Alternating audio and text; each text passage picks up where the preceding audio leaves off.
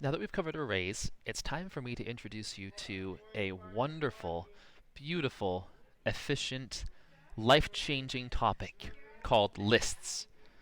Arrays are great things. They allow us to store many things in a single variable. But in Java, arrays are a little bit limited, kind of by design. First of all, arrays are, well, they're locked into their initial size. They're not adaptable in that way. They're also locked into a single type of data. Now, this is actually going to be the same issue that we have with lists, although in both cases there's ways around them that I can teach you about. But the main thing that we can avoid here is that they're locked into their initial size. So there must be a way around working with an array being locked into its initial size. Let me kind of give you a quick overview here. I'm going to make a public static void main in this class that I created here, and just make a quick int array. Let's call this nums, is a new int array with 10 entries in it. And I'm not even going to add any information into it.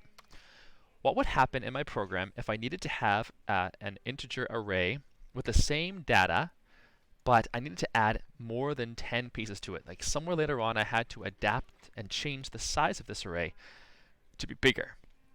Well, the main strategy that we might use is to do something like this. Maybe I have a new array called nums_bigger, and it's a new int array of, well, what about twice the size? I could even say something like nums.length times 2, if I wanted to make it more generalized. Double the size of the initial array.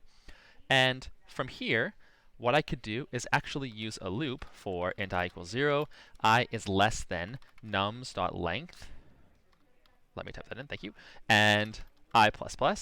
So I loop through the entire initial nums array, and I say my nums_bigger at slot I is equal to nums at slot I. What I'm doing here is I'm copying all the data from the first array into the second array so that it has the same data in the first 10 slots for the length of that initial array. And now nums_bigger also has room for 10 more entries that I could add later on. So what I've done is create a simple algorithm here that actually kind of creates a new array that is twice the size, copies over the data, and now I have something to work with. I could even retain the original name by saying nums equals nums_bigger. Because I'm just pointing at memory addresses, before nums was pointing at this 10-slot information, then I made a nums_bigger, which is a brand new storage space on my computer. And now I'm saying nums, instead of referring to this, is now actually referring to whatever this is. So for all intents and purposes, I've actually made nums a twice as big array. It just takes all this extra code of making a new one, copying the data over, and then reassigning the information, which, although it's not that difficult, it would be obnoxious to have to do this every time you want this to happen. So what the makers of Java did, and what many coding languages have done, is make a different data type that allows us to actually have this type of expansion happen automatically, kind of behind the scenes. So we can just use some simple method references to be able to do things like add and remove elements for whatever size it is that we want. So let's get rid of this old array stuff, and I want to introduce you to something called an array list. I'm going to comment of it for now. Let's hop over really quick into the Java docs for this list class. Now, it's called an interface. We're not going to really worry about interfaces in this course.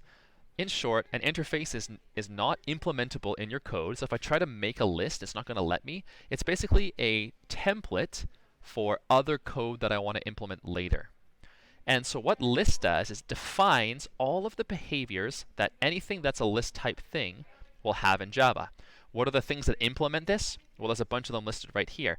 Abstract list, sequential list, array list, blah, blah, blah, blah, blah, all the way down. The two that you likely use the most often are array lists, by far the most common for us, and a linked list, which we might talk about later in the course, as well as maybe a vector, potentially a stack. But right now, we just want to focus on this one implementation called an array list. So what can an array list do? Well, it inherits a bunch of methods from list, and it can do things like add a new element to the end, no matter how big it is. If the space is fully taken up in my array list, it's going to automatically create more space for us to continue to add things. So I can add things indefinitely until I really hit the limits of space management. I can clear all the entries. I can check if it contains things really easily. I can get particular indexes with a method call. I can check if it's empty or if it has contents. There's lots of different things. I can see the size of it, just like I can do in an array.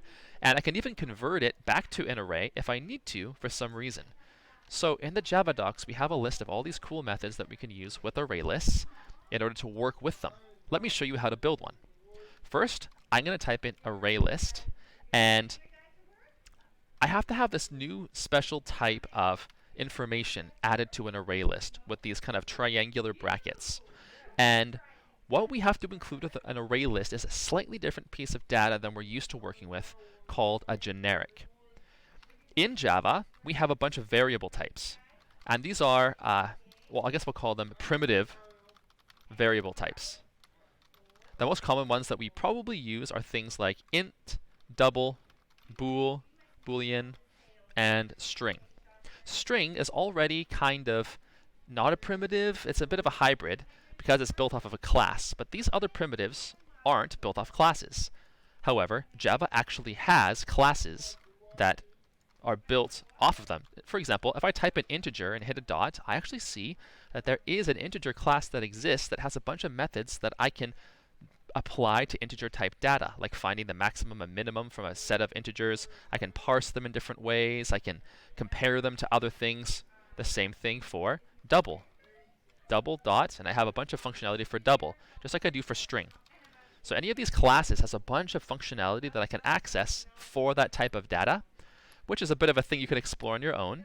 But for now, in our array list, what I need to do is define what type of data is in an array list. Just like in an array, I might say a string array, or I might say a double array. In an array list, I have to also define the type of data in it, but I put it inside of here. But I can't say a primitive name. I actually have to give it the class. That's the big difference. Instead of saying double, I have to say double for the class type. Okay, so let's just do an integer array for now. I'm going to give it a name. I'm just going to call this my, I don't know, my data here. And then I'm going to say new array list. And a little piece of grammar you have to remember, I need the triangle brackets and the circular brackets because, well, this is for the data type, and this is to actually initialize the constructor of this object. And Java does require me to confirm the data type in here. There's still an issue where I don't have this imported yet. So if I go Alt, Insert, oh, wrong one actually in NetBeans here. Let's go over to the side here and Alt, Enter in NetBeans.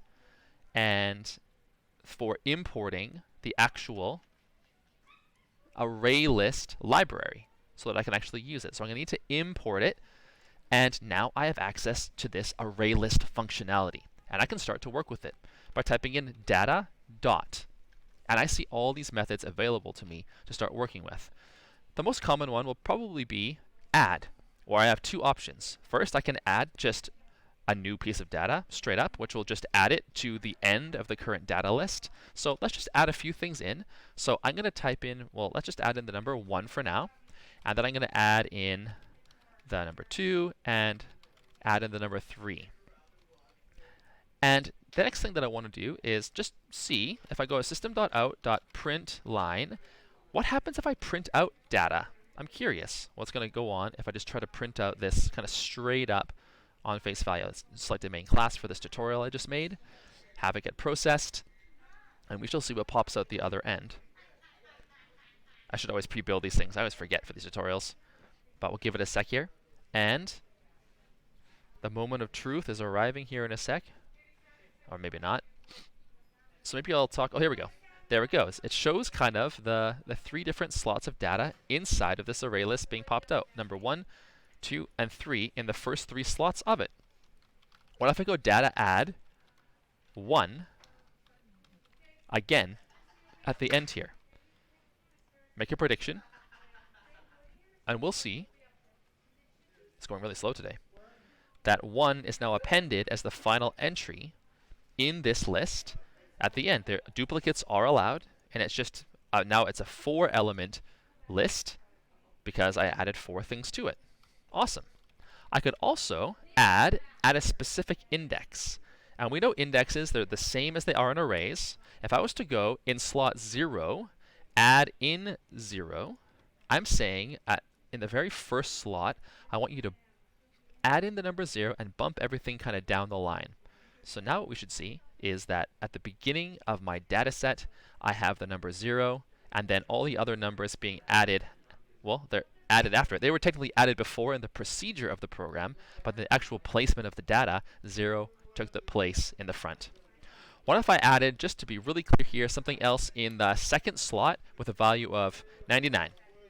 Just to make sure this is really clear. And I recommend that you play around with this until you get really comfortable with understanding how this works so that you're confident when you're working with your data using an array list. So there we go. The second slot, slot 2, 99 was placed, and it kicked everything else down the line. Okay, what about some other things that we have here? I am actually able to go down and remove objects from a specific index if I want to. I can also set the value of a certain slot to a different integer value. So let's try this here. I've added in slot 2 the number 99. What if I go back to slot 2 and I make this number -5, just to make sure it's really distinct, and I hit run? In this case, because I'm setting the value, nothing's getting bumped down the line. I'm actually just kind of replacing the value at that position. Before, this number was 99, but now that I'm setting it, I'm overwriting it with a new piece of information. So I'm able to do that as well. And I can also, here's another one that you might want to use in this current section of our work here. What if I want to check if the data contains the number 2? If I pop this in here, does it contain the number 2 in my data set? And I need to actually print this out. Let's just replace the stuff down below here. Got ahead of myself. Let's just replace this, run my program, and I have an extra thing I copied and pasted by accident in my rush to try to make this video shorter, and I just ended up making it longer. Well done, well done. And it says it's true. What about the number 22? It's going to actually iterate through the list and take a look at every entry and then do some comparisons with all of the data using the data type it's defined as false. So it's a nice, easy way of checking if we have something in that list already. With an array, we have to make our own comparison algorithm, probably in a method somewhere to do so. But with an array list, that comparison strategy is already built in. We just use a method reference to access it. And there we go. Here's an array list. You could, of course, for example, maybe this is something that's not quite as obvious as I'm thinking of it right now. What if I wanted to store more than one piece of data in this spot? What could I do? Well, technically, if I had a different class, let's say I had a class just called, I don't know, let's make a dog class for now. And in it, the dog had a constructor, and it had some variables in it. Let's say a private string name, private int age, and a private, let's call it string breed, the breed of the dog itself. And I was able to set these values in place. Maybe I want to create some getters and setters using my import here. If you don't know this, Alt Insert will pop up that menu, and I can auto-generate these getters and setters. So now I have a dog class that can store information about dogs. So that means that one object, if I create a dog, will have multiple variables stored in it. It will have a name, an age, and a breed. I could actually create a dog array list. So it's now not just data, it's dog data. And what I can have is maybe a dog, I'm just going to call this Rover, is a new dog. And maybe I have another dog named Spot, and it's a new dog. And maybe a third dog named, I had a dog named Belle. Let's remember my old dog Belle, honor her here. I have these 3 different dogs. I could, in my dog data, add Rover to my, into my dog data. Oops, can't type all of a sudden. And add Spot into my dog data, and add Belle into my dog data. And then if I system.print my dog data, let's see what it pops out here. What is it going to tell us about the information? Since these are more complex objects inside of it, it's going to give me something maybe a little bit different than when I was just working with integers. But the whole proof of concept is still there, where, let's see, did it print out here. Yeah, it's showing me the memory reference of my different dogs. So with these more complex objects, if I loop through or if I try to print them out, I'm going to actually have to access some other data inside. So the dog data itself isn't quite enough to be able to see information about them, but I could also experiment with this toString method that I have on information, which is actually going to try to convert the contents into a string. For a more complex object, again, it should just be giving us some memory information, but you can play around with figuring out how you might actually access something like the dog's names if I print out all the data from the list. The hint really is just to build your own loop and then to access the methods for the names inside of it when you print it out. But that said, now you know how to use an array list to get it built in the first place, and that you can use various types of data, primitives or complex objects, inside of those with a much easier way of managing, accessing, and, well, manipulating your data sets.